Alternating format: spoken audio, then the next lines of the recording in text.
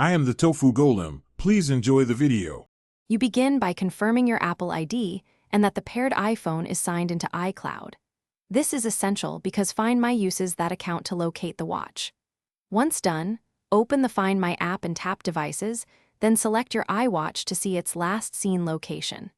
If the map is vague, enable Lost Mode now so your contact info displays and the device locks. This prevents access and increases recovery chances while you continue searching. If the map places the watch nearby, play a sound immediately to pinpoint it. This works even if it's in silent mode and helps you locate it in rooms or under cushions. If the watch is farther away, tap directions to open maps and follow the last GPS ping.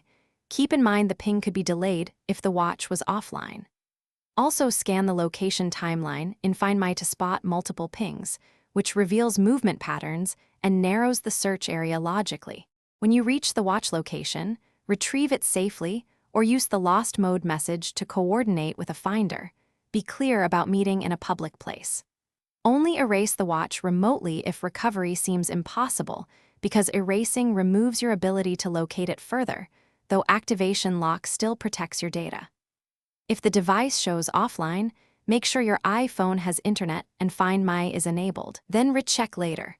Lost devices often come online when they reconnect to a network or nearby iPhone. Thanks for watching. Consider subscribing if we helped you today.